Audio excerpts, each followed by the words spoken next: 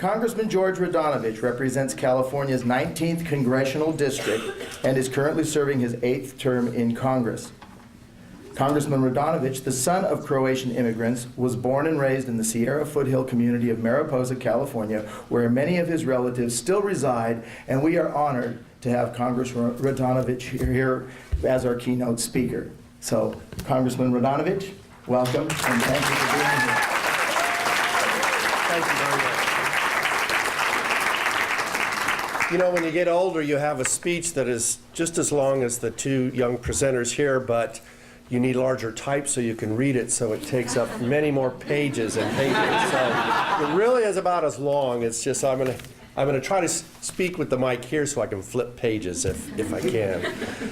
It's an honor to be here today, and I want to thank your principal, Dr. Bushman, for inviting me to speak here today. If everybody can hear me, all right, good in the back there.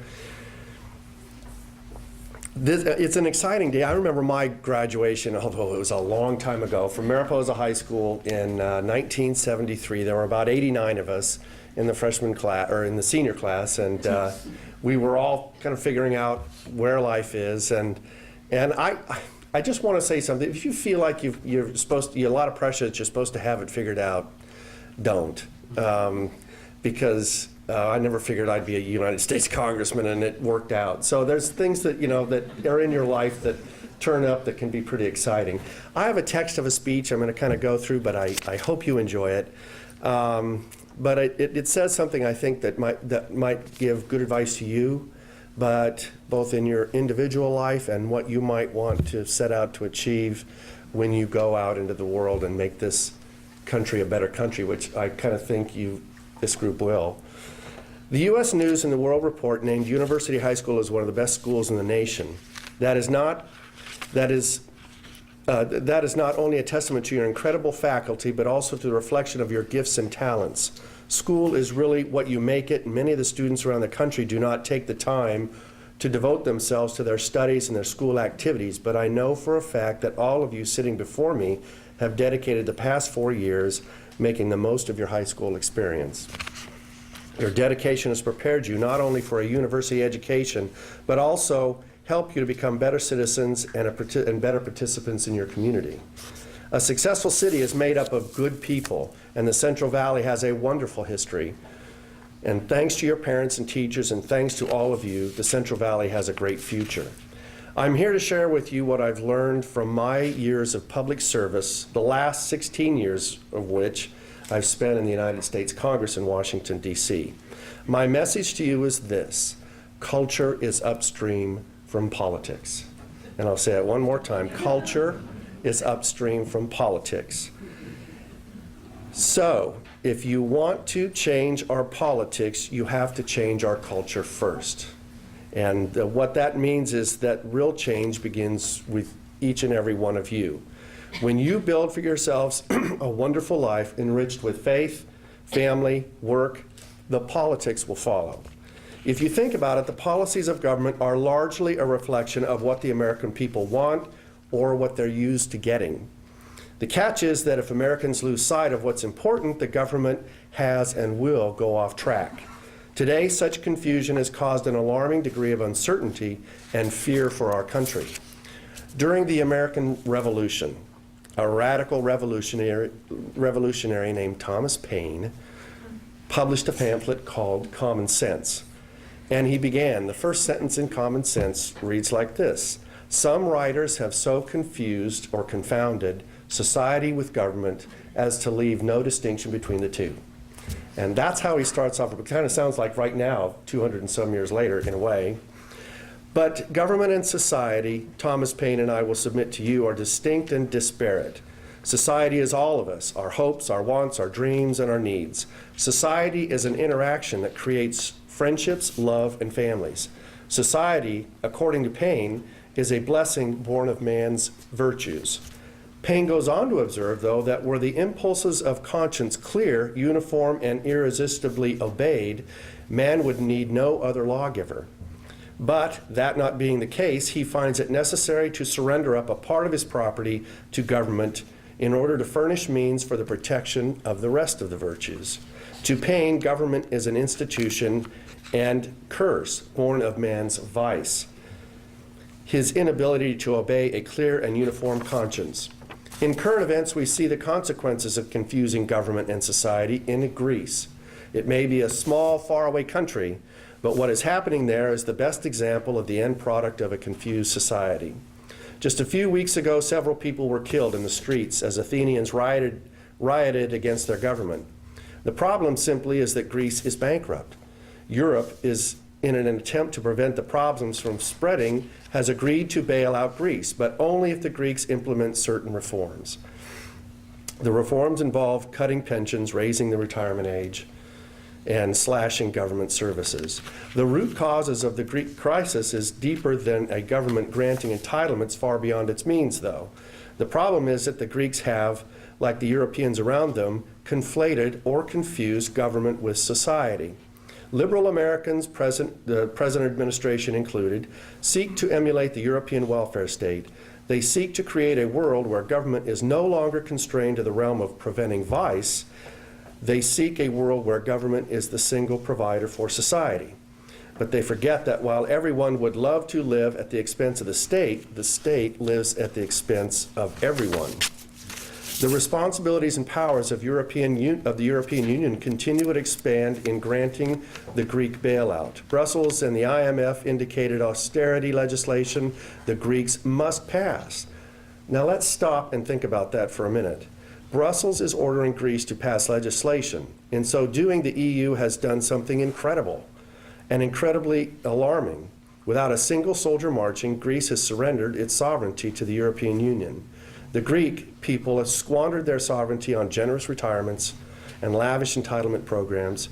Such uncontrollable spending should sound familiar to my fellow Californians. But since the revolution, many scholars and wise men have attempted to add clarity to this issue. Over time, the confusion expressed by Paine became a little clearer with a gentleman by the name of Abraham Kuyper. In the 19th century, more than 100 years after the founding of the United States, a Dutch prime minister, statesman, and theologian, and Abraham Kuyper laid out a plan for the Netherlands. At the heart of his plan, Kuyper stated, was that all of life should be lived coram Deo. I believe that's Latin for before the face of God.